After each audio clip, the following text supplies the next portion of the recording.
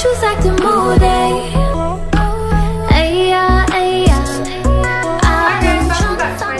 Today we're going to be learning how to headstand. I'd first of all like to apologise for the mess, but my room is currently being decorated, so there's just cloths and wardrobe bits and just things all over the place. So please bear with me.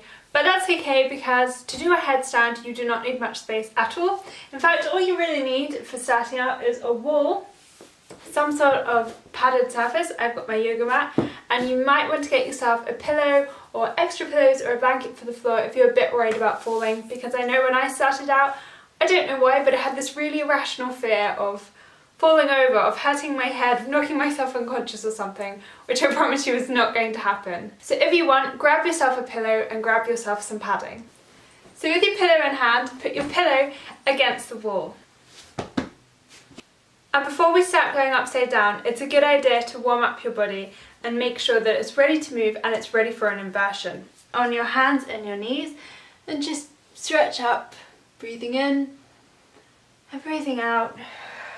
And just wriggle around. Make sure that everything's nice and loose. Roll your head around a bit. Stretch the arms up, side to side. Come into child's pose and just stretch out those shoulders. And actually that's where we're going to start. I'm going to start from child's pose and lean forward and back. And you're just getting the shoulders to start bearing a little bit of weight, because when you go into headstand you actually do not want to put all your weight onto your head. That is far too much pressure for your neck. You want to be taking some of that pressure in your shoulders and really engaging your core. Now there are two ways that you can go into a headstand. You can either have your hands below your shoulders, maybe a little bit wider, and your head is going to be in the centre, so you're always creating a triangle. I'm going to put my head in the centre, and I'm just going to gently lift up and roll back down and return to the child's pose. Then you can practice by taking your knee onto your elbow and taking the other knee onto the elbow and leaning that way, and then lifting slowly up, coming back down the same way that you went up. Slowly, slowly. And back to the floor. Or you can grab your elbows, and that centre point is where your hands are going to go. You're going to create a little cradle or a little cup with your hands like this, and that is where the crown of your head is going to go. In child's pose, rock forward, create that little cup, and lift up. And back to child's pose. And you can pick whichever of those you prefer. I personally prefer cupping my hands. I feel like it gives me more support and puts less pressure on my neck. To gently rock up again. You might want to lean into your cushion if that helps, into your pillow. And then you're just going to take one foot up, rock right onto your tiptoes, come back down, again rest. Don't force it and don't get angry, it takes a while to get it. And you always want to be in control. So you're going to take the other foot up, do the same,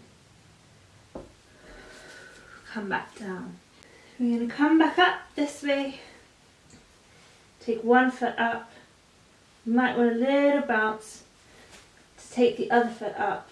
And just holding here is a really great way to build strength. You might want to stretch both feet up against the wall and then gently come back down.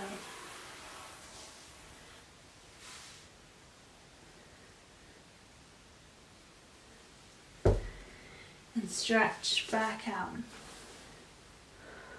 The other great thing about having a wall is that it allows you to hold for longer and to get used to that feeling, and also to play around with different shapes on the wall. And what I mean by play around with shapes is not only can you be inverted straight upside down,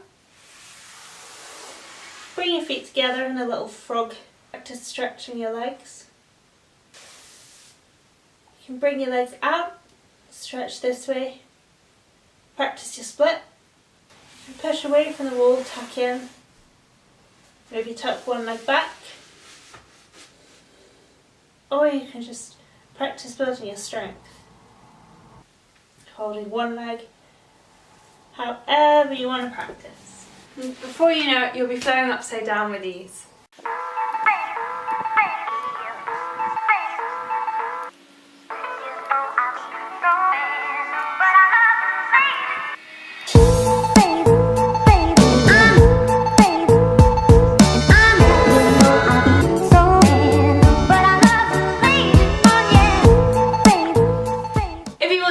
Advanced ways of getting into a headstand, then why not try lifting one leg and then the other so that you're in a inverted split, or try coming up from straddle, like so. You lift one leg up and then you slowly lift the other leg to join, and you might want to come down with the opposite leg so that they both had a good stretch. Touch the floor and then join the other leg. You might want to start with your legs apart, slowly bend, lift, and join the legs together. And then come back down the same way. Passing through straddle until both feet gently touch the floor. Ta-da! As you feel more confident, you'll be able to come into the centre of the floor, but don't just jump up into it. Always make sure that you do everything with control, that you squeeze your core tight, that you engage your shoulders, and that you breathe throughout, which I think I forgot to do, and all the blood's rushed to my head. But I hope that you found that helpful. If you did, please go ahead and give it a thumbs up, click the subscribe button and the bell icon so that you know when I post a new video, which is every single week. I love you so much. Thank you for watching. Have a wonderful day.